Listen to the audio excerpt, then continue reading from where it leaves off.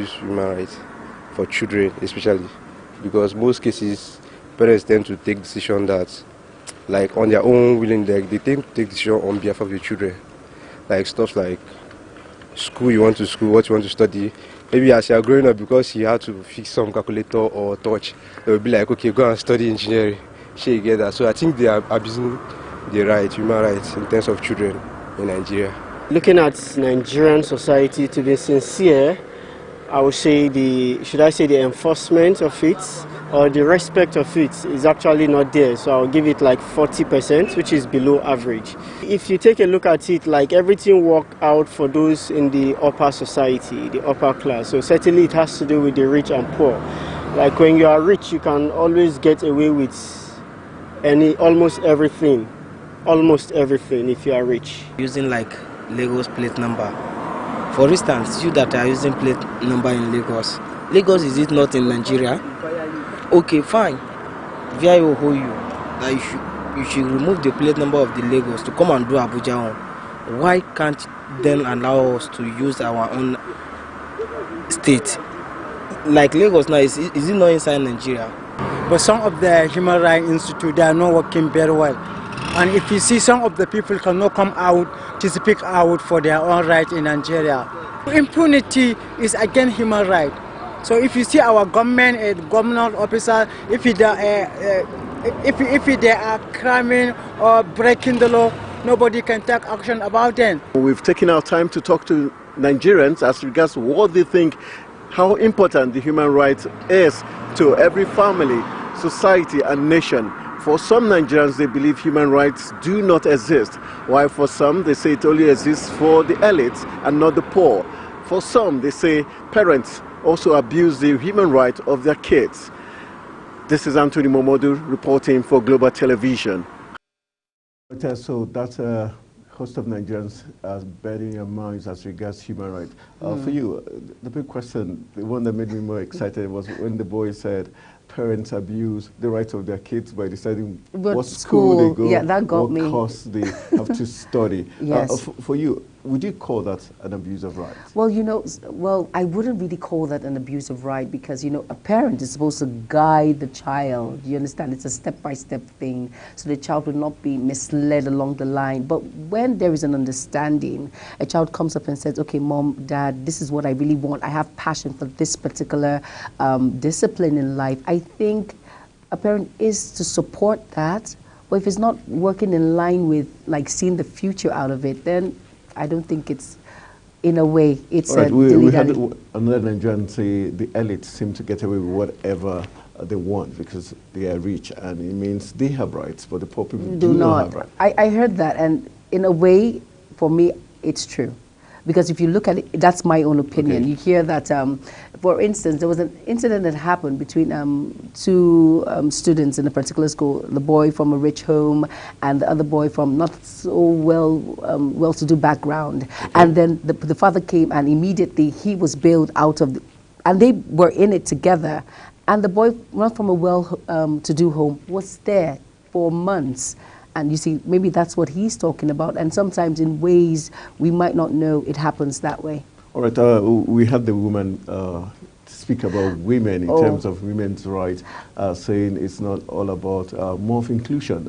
But do you think women are getting that inclusion they deserve and yearn for? Yeah, we are, but not so much. We can do better. The government can actually do much more. Like we see women being inclusive in government and all of that, but not as much as we want to. But I think it's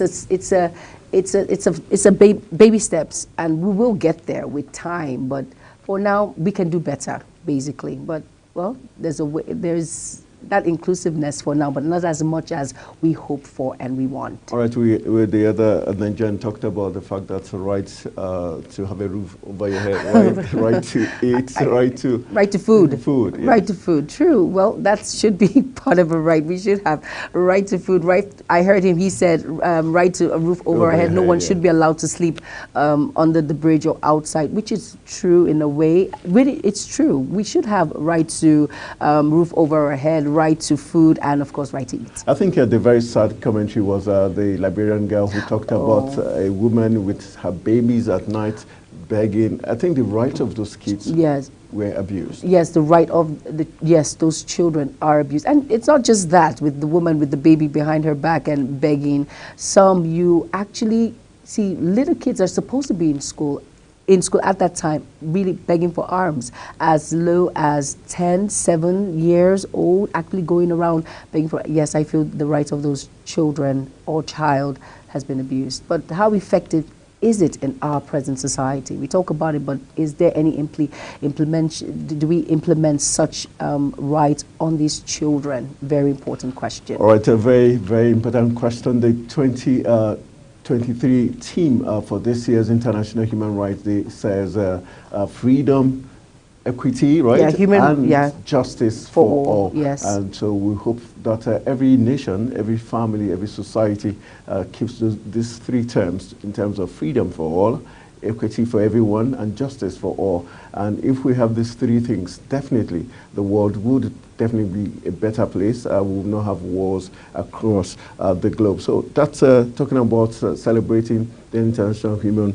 Rights Day. That's December 10. Every year it's been celebrated. We'll be looking at other interesting issues making the rounds in Nigeria. Already we know that today is a very special day for Nigeria, as the president in Lagos State today would be, commissioning the police town hall police meeting, which will be taking place in Lagos today, as regards talking about the police agenda in terms of policing, community policing agenda. And we're told by the Minister of State, she says it's not going to only happen in Lagos, but across the different states in Nigeria, talking about the police agenda, community policing, how to enhance it and make it effective. And they say they're doing this so that Nigerians can contribute into that, proposals to see how well community policing can help. For you, I know you've got some good awareness in terms of the Nigerian Armed Forces and all that. Looking at it, how key is it, the fact that they're allowing Nigerians, to contribute towards something that's going to be beneficial in terms of saving lives and property? Very important. I think it's a step in the right direction. That's part of the inclusiveness we're talking about. So we are included in the everyday police force, what they do and all of that when it comes to life, when it comes to property. It is very important. As a Nigerian, it is your goal to ensure that there is proper care when it comes to enforcement. You give tabs, you actually look around to see any suspicious movement, and you actually have that one-on-one relationship with the police force. I think it's a very big step towards the right direction for me. It just shows that we are part and parcel of this great and big achievement. All right, so we're wishing when it kickstarts in Lagos State today, it's going to be successful, and we hope it's going to go to the 6 geopolitical zones like the minister has promised, so that Nigerians can truly contribute towards the greatness of the country, and also community policing as a way of checkmating the issue of banditry, kidnappings, and the insurgency Nigeria has been fighting for so long. So we're hoping this is going to be right move by the Tinubu administration as we look at making Nigeria a safer place for everyone. Also, we had the president commiserate with the Kingdom of Saudi Arabia over the death of Prince Talal, who died. That story caught my attention, because we're talking about a prince who is 61-year-old going for military training and crashes. The fighter jet crashes. And my question is, why will a 61-year-old man still want to go for military training? He's a prince. He has all the money in the bag and in the bank, and you're wondering. There's something some people are thinking, like Prince Salman, who has a very dodgy, reputation, because there was this Khashoggi, a journalist who was killed. Yes. And there's something fishy about Prince Talal's death, it's just some things popping up. Yeah, but really, it's actually dicey. I heard of Khashoggi, his death and all of that. But the truth is, sometimes we shouldn't I always say don't look outwardly, look inwardly. I think patriotism has to be put in place. For a 61-year-old who is actually adamant in going for that military training, it tells a lot of stories.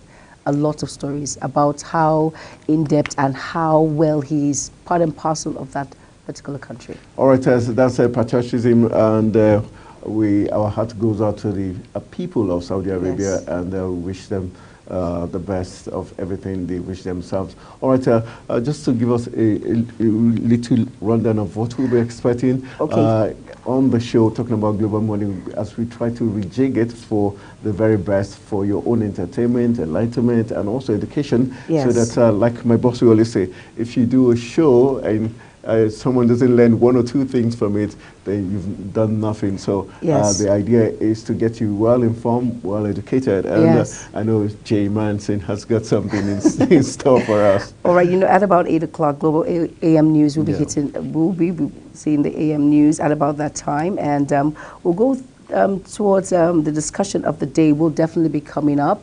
And then, of course, we have sports track, we have business updates, and there's taste and texture when it comes to food. For those of you food lovers out there, this is your beat. You should come up on this table and listen. And, of course, the second discussion will be coming up. And you said I think I like the sound of taste and texture. That has to do with food. Like this is reminding me of Bomo.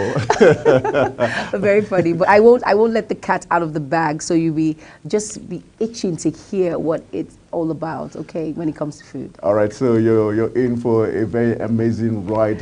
Spots in between the mix and every other thing in between, and hopefully, when we'll be going for a very quick break. When we return from the break, we'll chat a little. Then on top of the hour, it's going to be Global AM News. You're going to get all the top stories making the rounds across the globe and definitely across Africa's biggest black nation, Nigeria. Stay with us.